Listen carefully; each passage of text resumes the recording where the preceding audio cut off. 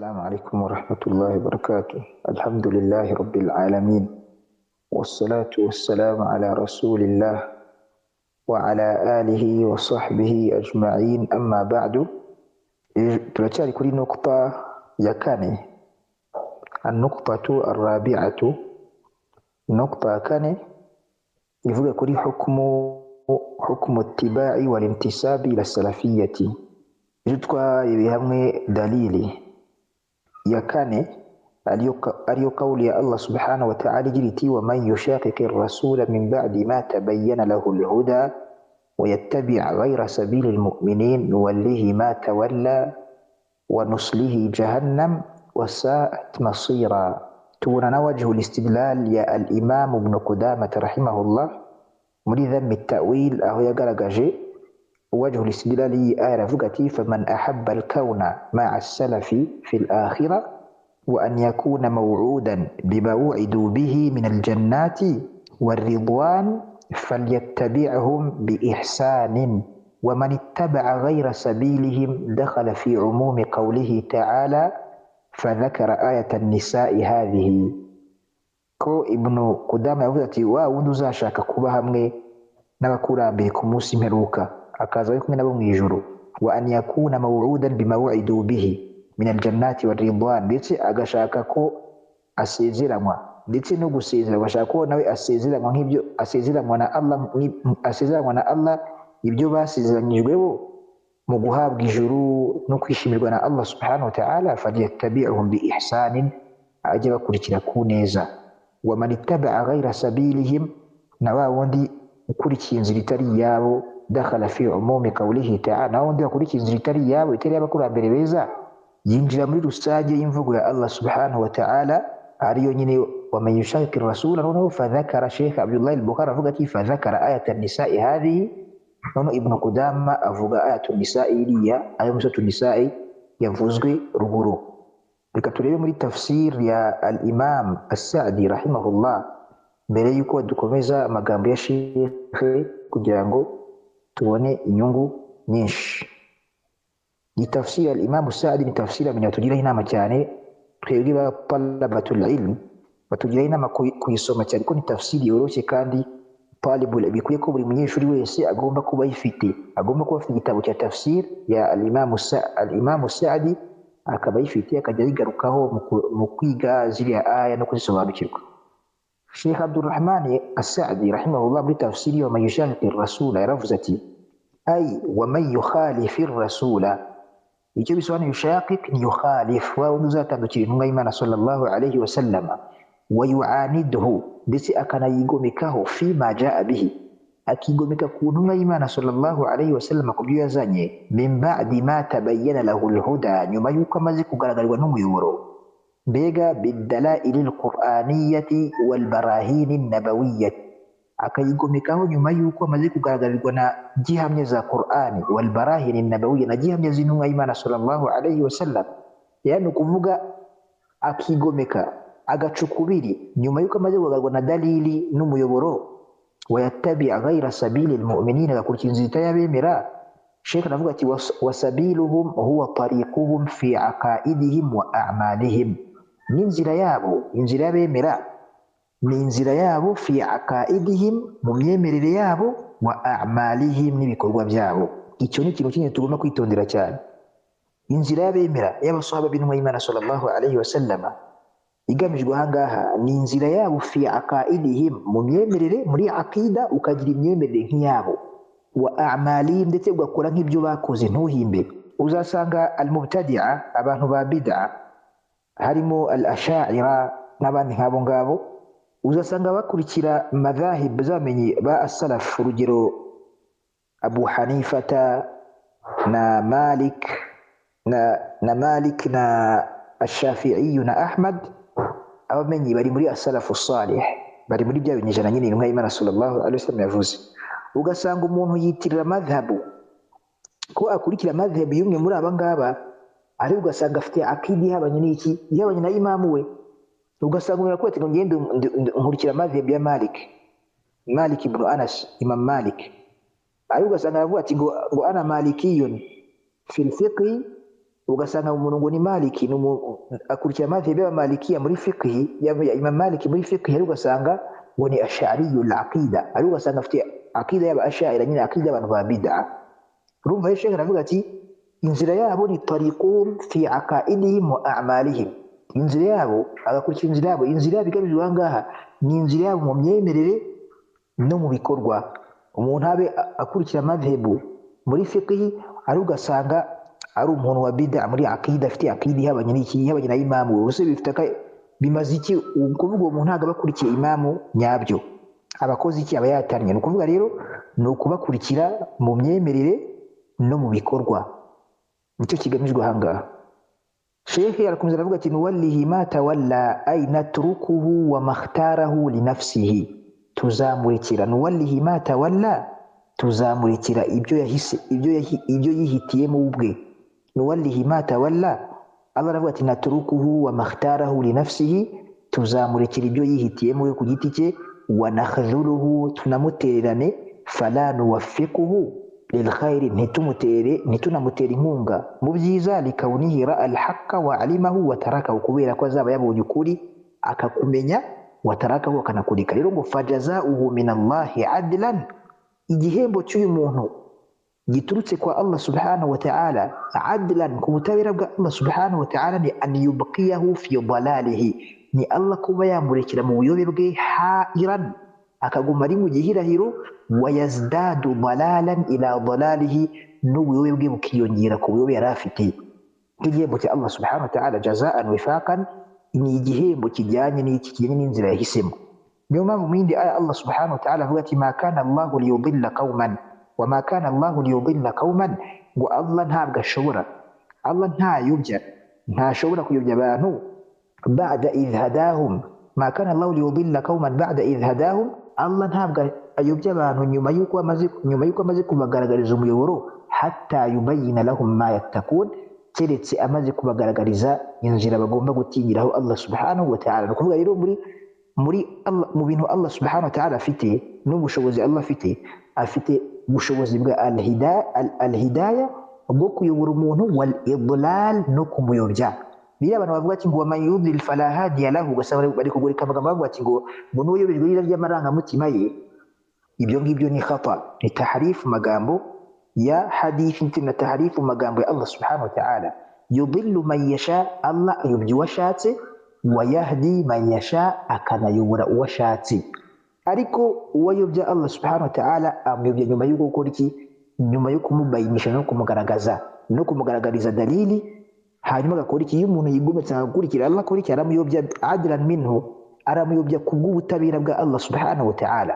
ari nabyo Sheikh yavuze ahangaha ngo fajazauhu min Allah, igihembo cye afite ko Allah subhanahu wa ta'ala adlan, cy'ubutabera nuko an yubqiyahu fi dalalihi, nuko Allah amugumisha hehe? mu buyobe bwe, hairan, akaguma mu gihirahiro, wa yazdadu dalalan ila dalalihi, ndetse ubuyobe bwe bukiyongera ku buyobe yari afite. kama qala ta'ala, nkuko Allah subhanahu wa ta'ala yavuze mu yindi aya, falamma zahu, bakimara kuyoba abantu ba Musa, bakimara kuyoba, azaga Allahu qulubahum, Allah akoze iki? Allah yobeje imitima yabo. urumva nibo babanje, humul ladhina bada'u, nibo babanje gukora iki? kwigomeka.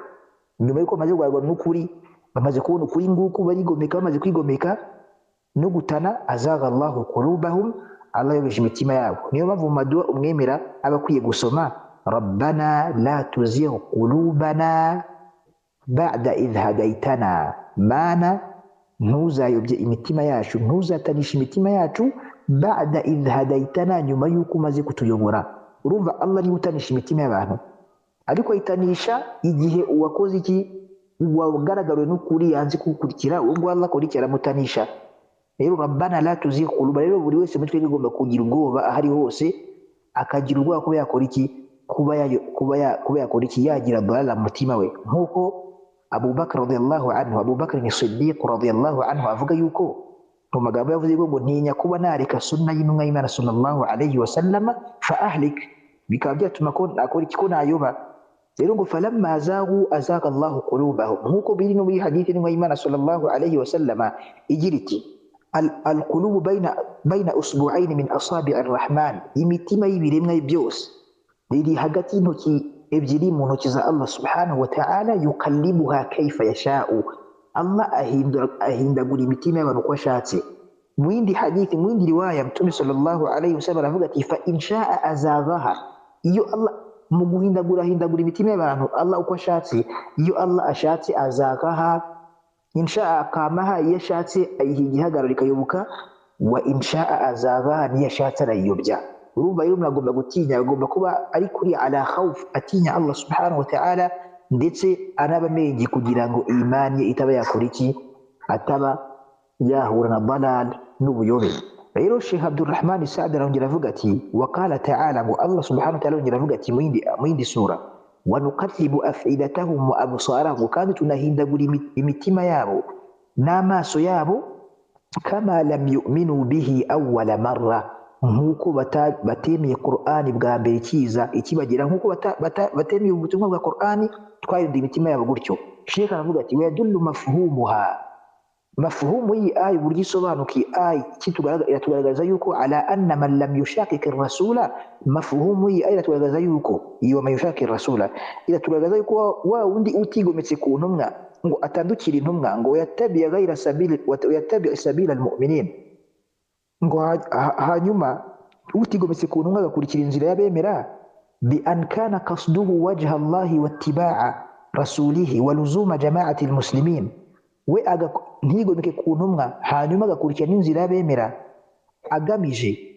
agamije uburanga bwa Allah subhanahu wa ta'ala, no gukurikira intumwa ya Allah subhanahu wa ta'ala, no kuguma ku mbaga y'abasilamu, agakurikira jamaa, imbaga ya mbere y'abasahaba b'intumwa y'Imana sallallahu alaihi wasallam, ntiyomore ku basahaba, mbega ntiyomore ku nzira yabo.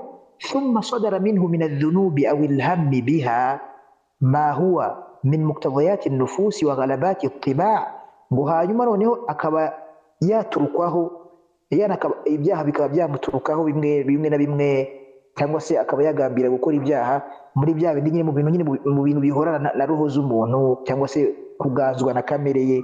Fa inna Allah la yuwallihi nafsahu, Allah ntagakora iki, Allah ntabwo amurekera roho ye, Allah ntabwo amurekera roho ye wa shaytanahu, ngo amurekera shaytani ngo amuyobye, bal yatadarakuhu bilutfihi, ngo ahubwo Allah akora iki, Allah aramufata akamuzirikana uyu muntu ku bwitonzi bwa Allah subhanahu wa ta'ala akorera abagaragu be no kubagenza gahoro. Wa yamunnu alayhi bihifdhihi, ngo kandi Allah namuhundagazaho akamuha ingabire yo kumurinda. Wa ya'simuhu min as-su'i, kandi Allah subhanahu wa ta'ala amurinda ibibi ahantu hose. Kama qala ta'ala an Yusuf alayhi salam, nk'uko Allah yavuze kuri Yusuf alayhi salam ubwo umugore yamubeye ikigeragezo, Allah aravuga ati kadhalika linasrifa anhu as-su'a wal fahsha'a, uku niko twakuye Yusufu, twakoze kugira ngo twamukuyeho ikibi, wal fahsha'a n'igikoza soni, innahu min ibadina al-mukhlasin, mu by'ukuri Yusufu ari mu bagaragu bacu batoranyijwe. No mu yindi riwaya, mu yindi qira'a iyi aya, innahu min ibadina al-mukhlasin, mu by'ukuri Yusufu ari mu bagaragu bacu berezaga Allah subhanahu wa ta'ala ibikorwa. Urumva rero kuba yari umugaragu wa Allah subhanahu wa ta'ala, ashaka kwishimirwa na Allah subhanahu wa ta'ala, agakurikira inzira ya Allah subhanahu wa ta'ala, hamwe no kubera ibindi bigeragezo bishobora kuba byamutanisha, Allah akoze iki, yamukuriyeho ibyo bibi. Mu bigaragaza yuko rero iyo umuntu abaye mukhlis muri ibada, agaharira Allah subhanahu wa ta'ala ubumwe, akaba ku murongo wa Allah subhanahu wa ta'ala, Allah amurinda ibibi. Niyo yaguye muri ibyo bibi, Allah akora iki, Allah amugenzagaho ndetse akamuha tawfiki yo gukora tauba.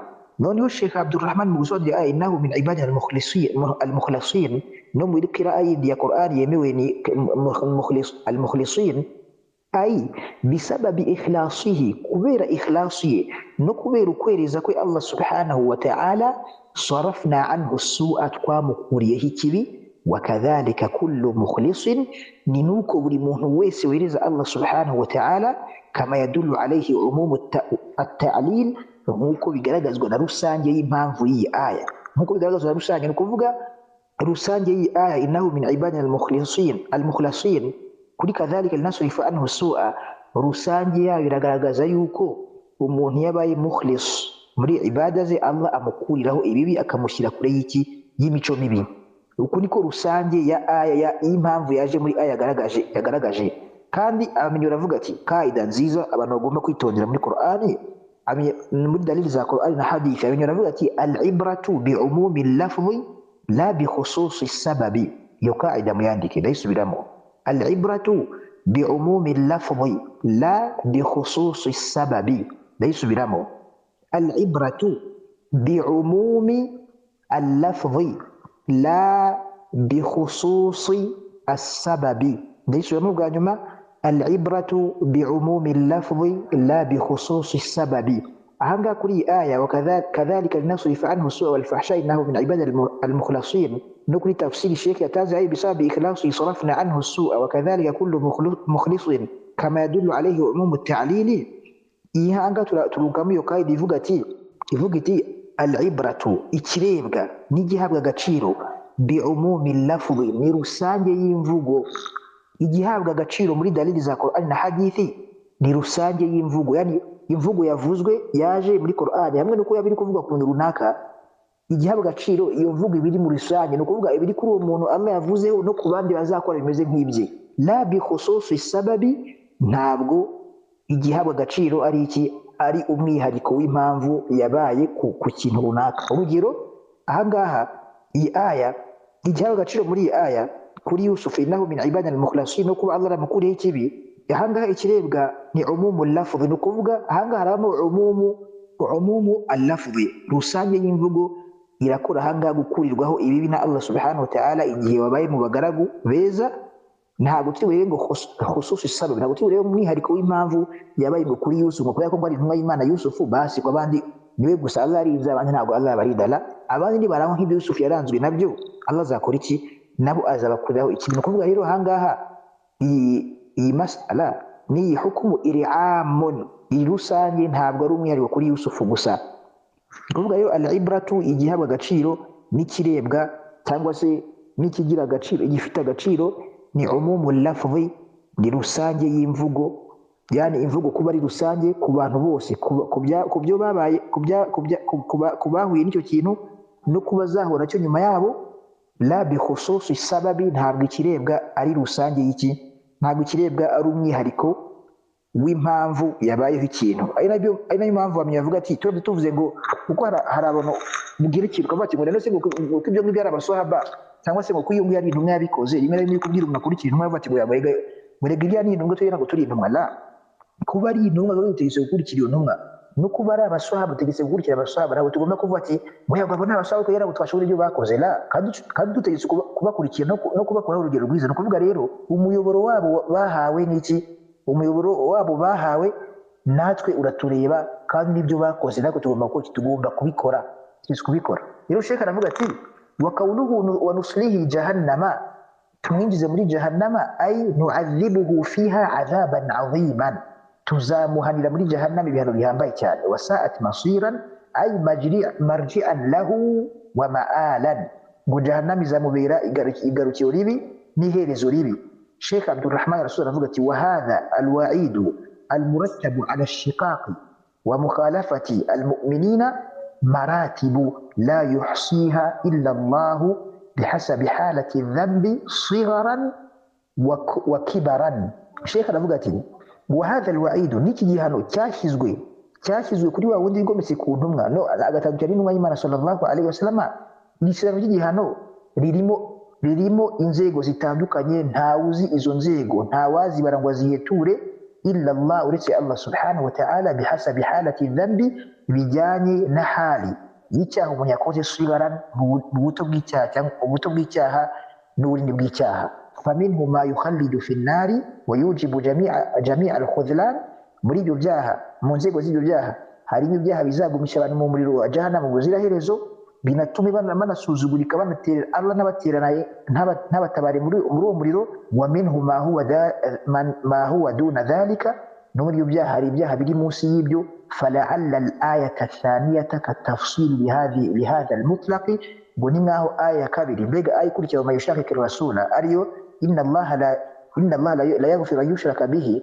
Sheikh aravuga ati fala'alla al-ayata ath-thaniyata, ngo ni nkaho aya ya kabiri ikurikira wa ma yushakika rasula katafsil lihadha al-mutlaq, ni nkaho iyi aya yaje gutanga ubusobanuro bwa aya yavuzwe ikoze iki, yavuzwe idafungiye ku kintu runaka. Kubw'ibyo rero icyo ni cyo tugomba gukora, iki tugomba kwitondera cyane. Tafsiri ya Sheikh rahimahullah ikoze iki, birasobanutse. Ukuvuga rero nuwallihi ma tawalla bisobanuye tuzamurekera ibyo yahisemo ubwe, tuzamurekera ibyo yahisemo ubwe. Ni ukuvuga ejo yavuze ngo tuzamwerekeza aho yerekeye, tafsiri sahihi. Urumva ijambo ryinshi narikosoye, ni nuwallihi ma tawalla, tuzamurekera ibyo yahisemo we ubwe. Nuwallihi ma tawalla, tuzamurekera ibyo yahisemo ubwe. Ni ukuvuga murakosora murahindura kuri nuwallihi ma tawalla ngo tuzamwerekeza mu gukora iki, muhindure muvuge mwandike igisobanuro nuwallihi ma tawalla, tuzamurekera ibyo yahisemo we ubwe ku giti cye. Wa nuslihi jahannama, tunamwinjiza muri jahannam. Sheikh Abdullah al-Bukhari amaze kuvuga iyi wajhu al-istidlal ya Ibn Qudamah rahimahullah, yaravuze ati ngo aqada rahimahullah fi dhammi at-ta'wil baban, wa aqada rahimahullah, na Sheikh rahimahullah yashyize mu muryango, yashyize mu gitabo cya dhammi at-ta'wil, yashyizemo baban, mbega yafungiyemo umuryango, yafungiyemo umuryango, ashyiramo umuryango. Fakala, uwo muryango awita, aravuga ati albabu thani, umuryango wa kabiri, fi bayani wujubi ittiba'ihim, mu kugaragaza yuko ari ngombwa kubakurikira, wal hathi ala luzumi madhhabihim, no gushishikariza kuguma ku nzira yabo no ku myemerere yabo, wa suluki sabilihim, no kunyura no guca mu nzira yabo, wa bayani dhalika min alkitabi was sunnati, no kugaragaza ibyo muri dalili zivuye muri Qur'ani na hadithi z'intumwa y'Imana sallallahu alayhi wa sallam, wa aqwali al-a'immati, n'imvugo z'abamenyi b'idini bakomeye cyane. Urumva ahangaha Sheikh yavuze uyu muryango, agaragaza iki muri gitabo cya Dhammu at-Ta'wil, azana iki, avugamo uyu muryango, ashyiramo umuryango witwa albabu thani, umuryango wa kabiri, fi bayani wujubi ittiba'ihim, kugaragaza ko ari ngombwa gukurikira abasangirangendo b'intumwa y'Imana sallallahu alayhi wa sallam, wal hathi ala luzumi madhhabihim wa sulukihim, no gushishikariza kuguma ku myemerere yabo no gukurikira inzira yabo, wa bayani dhalika, no kugaragaza ibyo ngibyo, min alkitabi, muri dalili zivuye muri Qur'ani, wa sunnati, na hadithi, wa aqwali al-a'imma, n'imvugo z'abamenyi b'idini bakomeye cyane zitandukanye zigaragaza ko ni ngombwa gukurikira abasahaba b'intumwa y'Imana sallallahu alayhi wa sallam. Uwaje gukurikira abasahaba yanze bikuza agomba kuyoba. Ahangahe naho udutsiko twose 22 twakoze iki, twayobeye. Kubera iki? Taraku ittiba'a sabilil mu'minin, baretse gukurikira inzira y'abemera.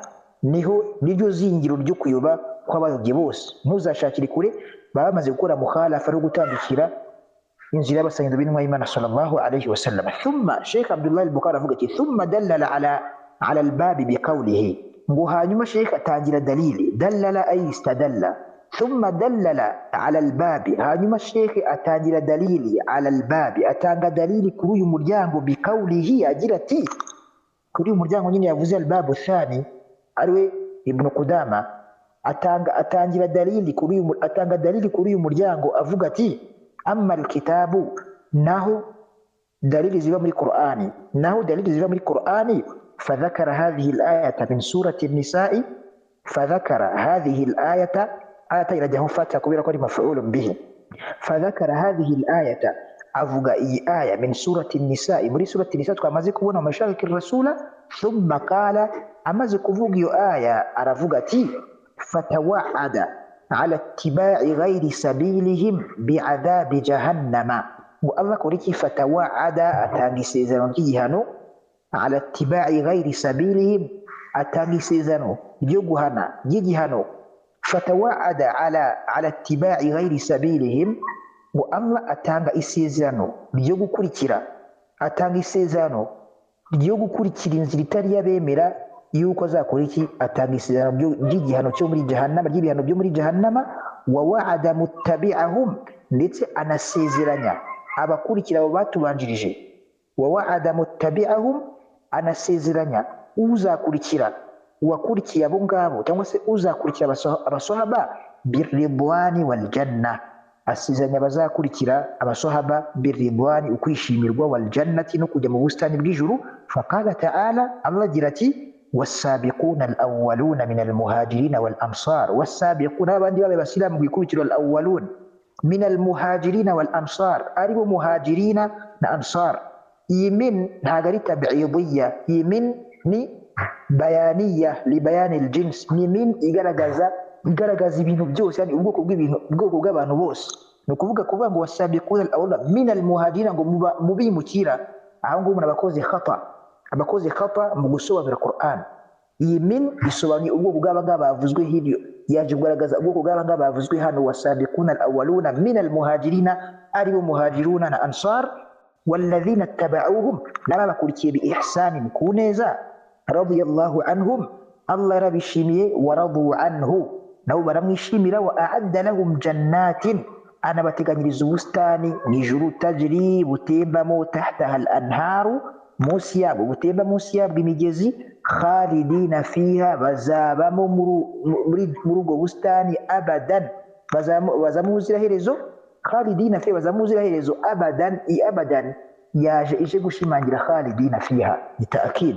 Dhalika alfawzu alazim, iyo niyo nsinzi ihambaye cyane. Urumva ahangaha Sheikh avuze yuko Allah yatanze isezerano ry'igihano, yatanze isezerano kuzakurikira inzira itari yabemera, atanga isezerano ryo kumuhana muri jahannama, yuko nuwallihi ma tawalla, tuzamurikira ibyo yahisemo ubwe, wa nuslihi jahannama, tuzamurikira muri jahannama. Ndetse ku ruhande rwa kabiri asezeranya wa wundi uzakurikira abo basangirangendo bi ihsan bi ridwan, akabakurikira ku neza, yuko Allah azamwishimira akamuha n'ijuru, nk'uko byavuze muri aya sura Tauba ayijana, فوعد المتبعين لهم بإحسان بما وعدهم به من رضوانه وجنته والفوز العظيم. الله فوعد المتبعين لهم بإحسان، asezeranya ababakurikira ku neza, asezeranya Allah subhanahu wa ta'ala ababakurikira abasahaba ku neza, bima wa'adahum bihi, abasezeranya ibyo basezeranyije abo ngabo basahaba mu kwishimirwa n'ijuru rya Allah subhanahu wa ta'ala, wal fawzi al-azim, n'intsinzi ihambaye cyane. Ni ukuvuga rero ushaka gusezeranywa na Allah nk'ibyo yasezeranyije agomba kubakurikira. Ikindi ni uko Allah subhanahu wa ta'ala muri aya avuga asabiquna al-awwaluna min al-muhajirin wal ansar, nta kondisiyo yabashyizeho, yamaze kubishimira bo, nta kondisiyo n'imwe yabashyizeho. Ariko abazabakurikira, abaza nyuma yabo, yana batara abasahaba, Allah bashyiriyeho kondisiyo yo kubakurikira bi ihsanin, ku neza. Kandi twabonye ko bi ihsan kubakurikira fil itiqadati, mu myemerere, mu bikorwa no mu bi.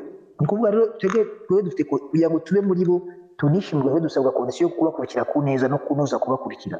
Ariko bo nta kondisiyo bafite, bamaze kwishimirwa na Allah subhanahu wa ta'ala. Kuvuga rero twebwe tugomba gukora iki? Twebwe tugomba kugendera kuri iyo kondisiyo tukayinoza, kugira ngo Allah dushyire muri bo. Ariko bo nta kondisiyo Allah subhanahu wa ta'ala yigeze akora iki? Abashyiraho.